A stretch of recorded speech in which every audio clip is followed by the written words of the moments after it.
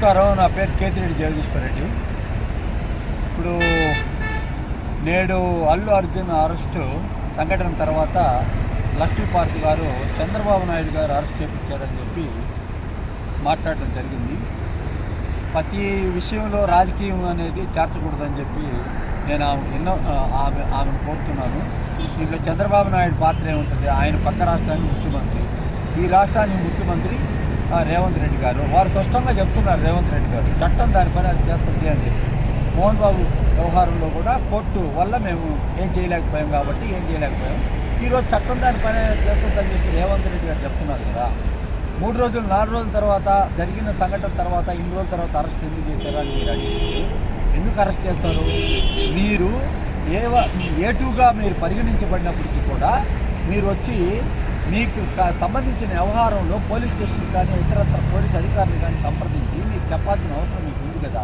చెప్పాల్సిన అవసరం లేకుండా కేవలం ఏంటంటే ఆమె మరణానికి నేను చింతిస్తున్నాను, అదేవిధంగా నేను 25 లక్షలు ఇస్తానని చెప్పి కేవలం కంటి తిరుగు మాట్లాడి చేసుకున్నారు. కాబట్టి ఏంటంటే దానికి పర్యావసానం ఇదే ఉంటుందన్నమాట. మొదటి రోజు నుంచి మనం మాట్లాడుకున్నట్టు ఈ సన్నివేశం అతనికి తెలిసినప్పటికి కూడా థియేటర్లో జరిగిన ప్రతి సన్నివేశం అతనికి తెలుసు. థియేటర్ లోపలే ఉన్నాడు అతను, పోలీసు వాళ్ళు వచ్చి చెప్పారు. అదేవిధంగా ఆ తోపులాట్లో జరిగిన సంఘటన తర్వాత పోలీసులు కానీ వాళ్ళు తగిన విధంగా చర్యలు తీసుకొని ఆ విధంగా గుండెల మీద వాటి మీద వీటి మీద చేయకపోతే ఆ పిల్లోడు కూడా మరణించేవాడు.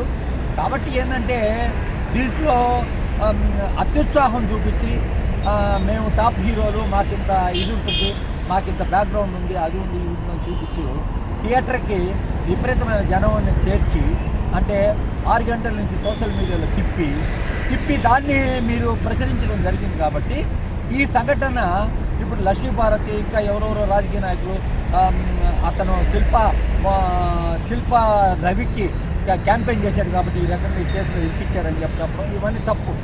దీనికి ఏ విధమైన రాజకీయ కోణం లేదు. ఇది section 105, 118 and 3 and 4 read B act కింద నేను బుక్ చేశాను. ఈ చట్టం ప్రకారం ఏంటంటే ఈ చట్టం ప్రకారం 5 నుంచి 10 సంవత్సరాల వరకు శిక్ష అనేది ఉంటుంది. A1, A2, A3 అనేది రేపు డిసైడ్ చేసేది ఛార్జ్షీట్ వేసిన తర్వాత ఎవరి పాత్ర ఏంటి అనేది రేపు డిసైడ్ చేయడం జరుగుతుంది. దీనికి లక్ష్మీపార్వతి ఈ రకంగా మాట్లాడటం అనేది చట్టవిరుద్ధం. ఇప్పుడు చంద్రబాబు నాయుడు గారు ఆయన చేశాడు అని అంటున్నాడు.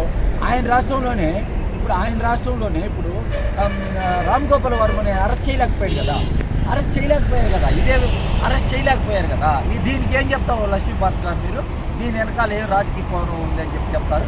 ఇవన్నీ వచ్చి ఒకసారి ఎఫ్ఐఆర్ అనేది జరిగిపోయిన తర్వాత అది చట్ట పరిధిలోకి వెళ్తుంది కాబట్టి ఉంటుంది. ఖచ్చితంగా ఇది వచ్చి ఈ చర్యల్ని ఎవరైనా కూడా సినిమా హీరోలందరూ ఇప్పుడు తెలుసుకోవాల్సింది ఏంటంటే ఇలాగ అత్యుత్సాహం ప్రదర్శించి ఇలాంటి వ్యవహారాల్లో తలదూర్చకూడదు. ఇలా వచ్చి థియేటర్లో చేతులు గతంలో హీరో లైట్లు ఆఫ్ చేసిన తర్వాత వచ్చి లైట్లు ఆన్ చేయకముందే వెళ్ళిపోయేవాళ్ళు సినిమా థియేటర్ నుంచి. ఆ విధానికి ఇది ఒక నాంది. సినిమా పరిశ్రమలో ఉండే వ్యక్తులకి ఇది ఒక